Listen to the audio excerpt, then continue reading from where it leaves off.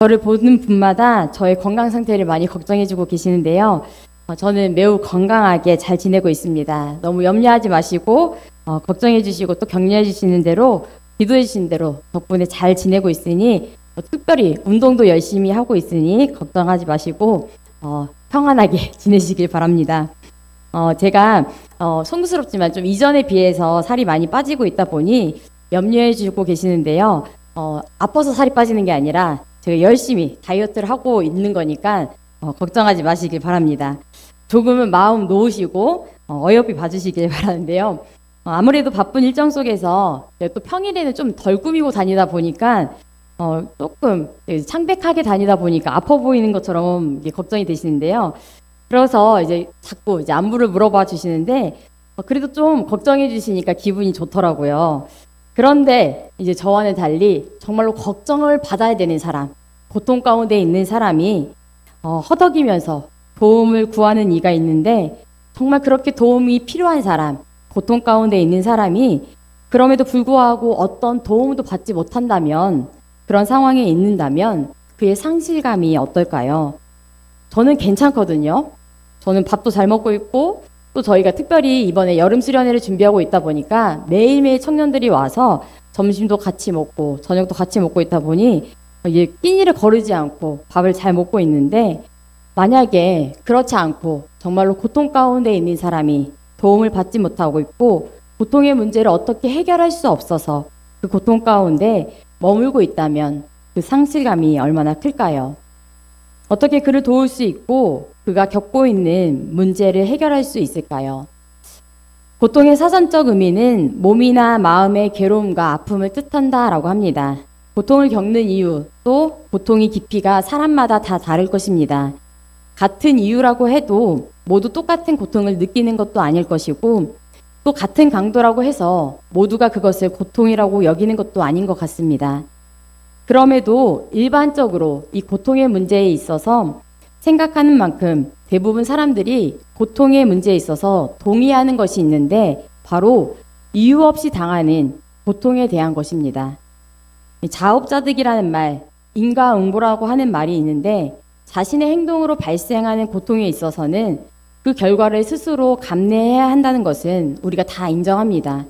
그렇기 때문에 고통을 겪더라도 그 고통을 겪고 있는 사람 스스로가 불러온 결과라면 그 고통의 크기가 또 강도가 아무리 심하다고 해도 책임을 지는 게 마땅하다고 생각하면서 어느 정도는 그것을 수용하고 감내하려고 합니다. 그런데 그와는 반대로 그럴 만한 일을 하지 않았음에도 겪는 고통이 있다면 고난을 겪게 된다면 자신이 닥친 그 모순적인 상황 속에서 당혹감을 느끼게 되고 믿는 사람들에게는 또 그간의 경험 가운데 또 신학적인 생각, 또 믿음의 괴리가 발생하게 됩니다. 오늘 말씀에서는 찬송 중에 계시는 하나님이다라고 고백하고 있습니다. 주를 의지하는 자를 건지시고 구원한다는 것이 우리 믿음 가운데 있는데 그 믿음과 배치되는 상황 속에서 혼란을 겪게 됩니다. 고통 그 자체만으로도 우리가 고통 가운데 있을 때 버거운데 그 고통이 가져다 주는 고통만으로도 힘들고 어려운데 납득할 수 없는 상황 가운데 그 납득할 수 없는 이유가 우리가 해결되지 않는다면 고통의 크기와 강도가 중요한 것이 아니라 그 일 자체가 발생한 것이 우리에게 낙심이 되는 이유가 되어버리는 것이죠. 그 일 자체가 또 우리에게 수치가 되어버리고 맙니다. 바로 오늘 시편 기자가 그런 혼란 속에 빠져 있는 사람입니다. 그는 이렇게 자신이 처한 이해할 수 없는 상황에 대해서 하나님께 묻고 있습니다. 우리 오늘 말씀 1절 말씀을 다시 한번 한 목소리로 읽어보도록 하겠습니다. 내 하나님이여, 내 하나님이여, 어찌 나를 버리셨나이까? 어찌 나를 멀리하여 돕지 아니하시오며 내 신음소리를 듣지 아니하시나이까? 이스라엘 찬송 중에 거하시는 거룩하신 하나님은 믿는 믿음 안에서 살아오던 그였지만 그가 고난과 고통 속에 있을 때 더 이상 하나님께서는 응답하지 않으시는 것 같았고 그와 함께 하시지 않는다라고 느껴졌습니다. 그의 구원과는 너무나 멀리 계시는 하나님처럼 느껴졌습니다. 그가 말한 것처럼 그는 버림받은 상태처럼 느껴졌습니다. 신실한 백성을 저버리지 않는 하나님이신데 자신은 신실하게 살아왔다라고 여겼는데 하나님께서 그 언약의 백성인 예배자인 자신을 버리신 것 같은 느낌, 아무 잘못도 하지 않은 자신을 내버려둔 것처럼 느끼는 고통의 문제 속에서 해결되지 못한 채 살아가고 있는 것이죠. 잘못이라도 했으면 자신이 용서를 구할 텐데 그것도 아닌 그가 알고 있던 하나님이 맞는지 의심스러운 상황 가운데 이해하기 어려운 그 문제 속에 그가 처해 있는 것입니다. 그리고 그가 그 일로 난처한 것은 자기뿐만 아니라 그의 조상들이 주를 의뢰하고 또 주로부터 구원받고 수치를 면했던 그 과거의 일과는 달리 하나님이 다르게 응답하고 계시기 때문에, 다르게 행동하고 계시기 때문에 자신만이 아니라 하나님 또한 곤란에 처했다라고 그는 이야기하고 있습니다. 사람들이 시편 기자를 벌레 취급하고 비방하며 조롱하였습니다. 이것은 단순히 그가 위로받지 못하고 있고 도움받지 못하고 있어서 그 한 사람만을 향한 비방과 조롱이 아니라, 멸시가 아니라 의인을 구원하신다고 하는 하나님을 향한 멸시였고 조롱이었습니다. 우리 주변에서도 하나님을 믿지 않는 사람들이 그리스도인들의 고난과 고통을 보며 또 아픔을 보며 하나님을 조롱하고 멸시할 때가 있습니다.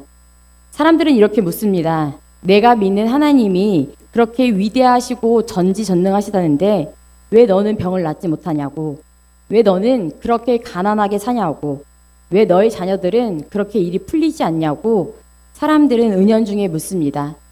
걱정하는 듯한 그 질문 속에 하나님을 조롱하고 멸시하고 또 우리를 비웃음거리로 만들어버리죠. 결국 그 질문 끝엔 하나님은 없는 것 아니냐며 양보하고 양보해서 그럴 거면 하나님을 믿지 말라고 우리를 회유하고 또 회유합니다. 믿음만으로는 도저히 대답할 수 없는 말문이 턱하고 막혀버리게 만드는 그 질문에 답할 수 없어 진짜 답답한 것은 그 고통 가운데 있는 당사자인데 그 답을 제일 알고 싶어하는 사람이야말로 그 고통 가운데 있는 나인데 그 중심 가운데 고난 가운데 머물러 있는 나인데도 불구하고 사람들은 우리에게 묻습니다. 하나님이 정말로 살아계시냐고. 그렇다면 왜 하나님의 백성, 하나님을 믿는 자들에게 고통 가운데 머물러 있게 하냐라고 묻습니다.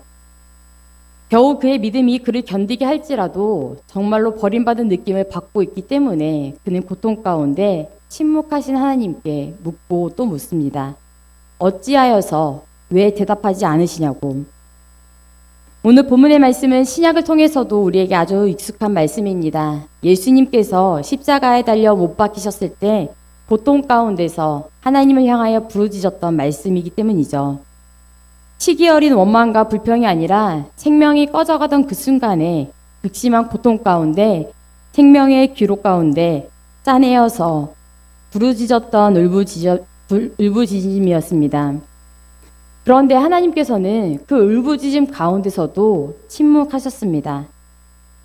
엘리라고 하는 전능하신 하나님, 권능의 하나님이라고 하는 뜻을 가지고 있는 그 이름을 엘로힘이라고 하는 1인칭 소유격으로 나의 하나님이라고 부르짖을 때 그 순간에도 하나님께서는 침묵하셨고 하나님의 전능하신 힘을 부르짖을 때 구원해 주시길 간절히 바라는 그 간청함에서도 하나님께서는 침묵하고 또 침묵하셨습니다.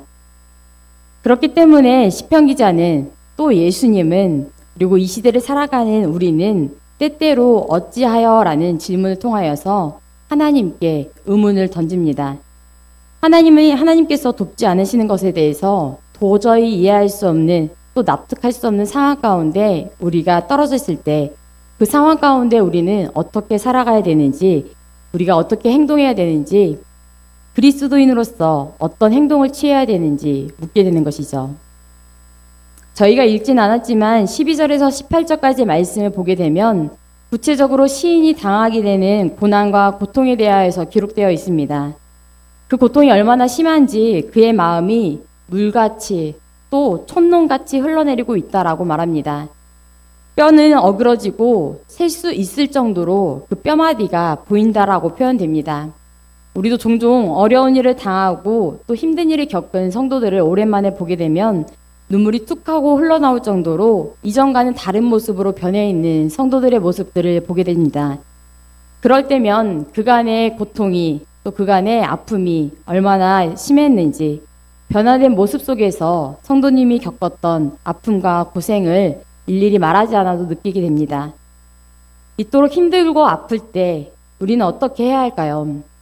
하나님이 침묵하시는 것만 같을 때, 그럴 때 우리는 어떻게 하나님 앞에 나아가야 할까요?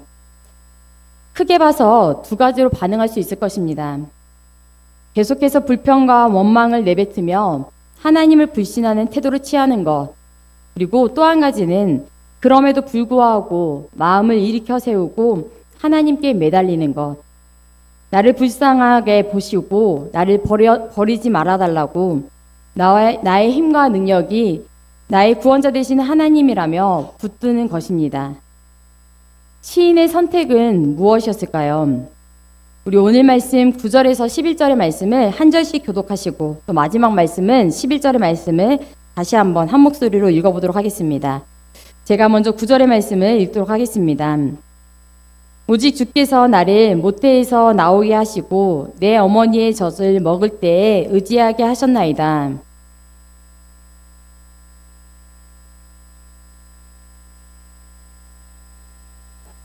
나를 멀리하지 마옵소서. 환난이 가까우나 도울 자 없나이다.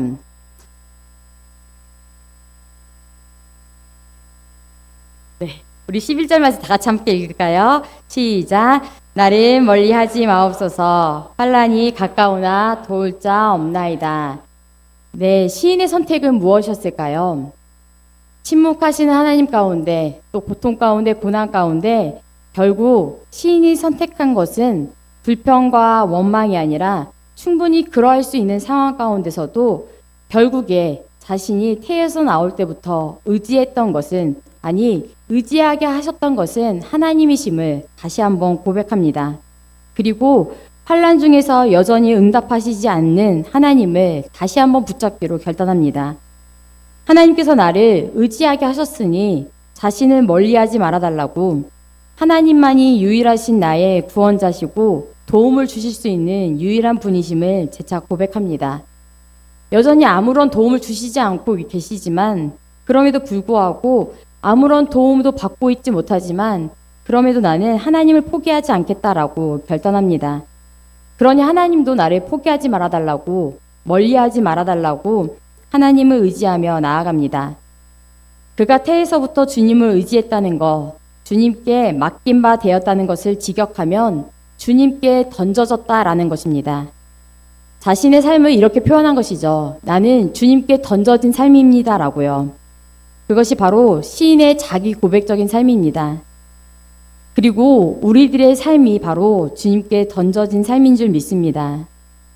결국 우리가 아무런 응답이 없는 듯 보이는 삶을 살아갈 때가 있지만, 그리고 때로는 더 극한의 현실 속에 처해 있을지 모르지만, 누군가는 그런 모순투성이의 삶이라고 말할지 모르지만, 그럴 때일수록 우리가 우리의 삶을 내던져야 할 곳은 세상이 아니라, 또 세상의 방법이 아니라 결국은 하나님의 품 안일 줄 믿습니다. 환난이 다가와도 또 여전히 고통이 내 삶의 자리에도 우리가 우리의 삶을 던지고 내맡겨야 하는 곳은 하나님의 자리일 줄 믿습니다. 하나님이 도와주시지 않는 것처럼 보여도 하나님 외에 도와줄 자가 없기 때문에 하나님께서 도와주실 때까지 버티는 게 답이다라는 것이 시인의 고백인 것입니다. 그리스도인이라면 정말로 버림받았다고 느끼는 그 순간, 또 아무것도 없다라고 느끼는 그 순간 찾아야 하는 것은 정말로 모순적이라고 느껴도 결국에 주님밖에 없을 줄 믿습니다. 주님만이 도우실 수 있기 때문이죠. 고난의 극한 순간에 우리가 드리는 기도 가운데 고통보다 깊은 것이 하나님의 은혜인 줄, 또 하나님의 사랑인 줄, 그것을 발견하게 되는 것이 그때가 바로 구원의 순간이 되는 것인 줄 믿습니다. 성도의 삶에서 절망적인 상황은 우리를 낙심하게 만드는 것이 아니라 오히려 우리를 기도하게 되는 순간임을 기억하길 바랍니다. 주님의 임재를 구하는 기도, 또 주님께서 함께 하시기를 바라는 기도, 그렇게 주님을 바랄 때 주님께서는 결국 응답하실 것입니다. 오늘 본문 21절의 말씀은 이렇게 말합니다. 나를 사자의 입에서 구하소서. 주께서 내게 응답하시고 들소의 뿔에서 구원하셨나이다. 그가 나를 계속해서 구하소서 구하소서라고 고백하고 또 간청할 때 결국에 그는 하나님께서 자신을 구원하셨다라고 고백하게 됩니다. 포기하지 않고 끝까지 주를 붙드는 자, 주께 도움을 구하는 자, 고통보다도 깊은 하나님의 사랑과 그 은혜를 신뢰하며 나아간 자에게는 주님께서 주시는 확실한 구원의 약속을 맛보게 될 것입니다. 그리고 구원받는 자는 극한의 고통과 또 절망을 벗어나 주님께서 주시는 기쁨과 평안을 누리게 되는 것이죠. 그리고 그 고통 끝에 그 기쁨을 맛보는 자는 형제들과 회중 가운데 그 기쁨과 은혜를 나누게 되는 것입니다. 왜냐하면 그가 고통 가운데 있었던 것을, 또 그가 아픔 가운데 있었던 것을 함께 지켜보았던 지체들, 또 함께 기도해 주었던 형제 자매들이 있기 때문이죠. 함께 나누었던 그 고통을 이제는 기쁨으로 변하는 것을 신앙 공동체에서 누리게 될 것입니다. 하나님의 놀라운 능력을 또 함께 찬양하는 일들이 신앙 공동체에서 이루어지며 또다시 그 은혜가 퍼져나가게 되는 것이죠. 복이라라고 하는 찬양이 있습니다. 그 찬양의 가사를 보면 주님과 함께하는 것이 복이다라고 찬양하고 있습니다. 또 주님의 사랑을 노래하는 것이 복이다라고, 주님과 함께 걷는 것이 복이다라고 노래합니다. 이 찬양의 가사는 시편 73편에서 따온 가사인데요. 사랑하는 성도 여러분이 삶을 살아가다 보면 오늘처럼, 오늘의 시편 기자처럼 도저히 이해할 수 없는 고통과 가난, 또 일어나서는 안 되는 일들이 숱하게 일어나는 것을 보게 될 것입니다. 수십 년이 지났음에도 불구하고 마음은 조금 무뎌졌을지 몰라도 그 원인에 대해서 생각하다 보면 여전히 원인을 찾지 못하고 이해되지 않는 일들이 우리 주변에는 여전히 남아 있습니다. 또 앞으로도 안타깝게도 일어날 것입니다. 절망이 되기도 하고 또 낙심이 되기도 하고 또 어떨 때는 허무하기도 하고, 그래서 염세적으로 우리가 세상을 바라보게 되기도 합니다. 그런데 그럴 때 저와 여러분이 주님과 함께하는 것이 복이다라고 고백할 수 있기를 소망합니다. 그럼에도 불구하고 침묵하시는 하나님처럼 보일지라도 주님을 붙드는 것이 우리의 복이다라고 결단할 수 있는 저와 여러분들이 되길 소망합니다. 침묵하는 가운데 우리가 주님을 간절히 붙들 때 결국에는 우리가 답을 듣게 될 것이고 구원을 얻게 될 것이다라고, 그 은혜가 고통보다 깊고 또 그 사랑이 고통보다 더 깊다라고 우리 주변에 있는 자들에게 전파할 수 있는 저와 여러분들이 되길 소망합니다. 그것을 알지 못하는 자들에게 전하는 것이 우리의 사명이며, 그것을 알지 못하는 자들에게 회복을 전하는 것이 불교의 사명임을 기억하며 그 삶의 자리 가운데 무너진 자들을 일으켜 세우는 저와 여러분들이 되길 소망합니다. 주님께서 여러분들을 바라보고 계심을, 또 태에서부터 우리가 주님께 던져진 존재임을 기억하며 주님께 모든 것을 맡기며 나아가는 오늘 하루가 되기를, 또 이 밤이 되기를 소망하며 이 시간 함께 기도드리겠습니다. 사랑의 하나님, 어려움과 고난 가운데 잠잠히 주님의 도움을 구하며 나아갑니다. 고요한 가운데 고통보다도 깊은 하나님의 은혜와 사랑을 발견하게 하시고 끝내 우리를 도우시고 구원하시는 하나님을 발견하게 하여 주시옵소서. 나의 하나님을 찬양하며 높여드리는 우리 모두가 되게 하여 주시옵소서. 감사드리며 예수님의 이름으로 기도드립니다.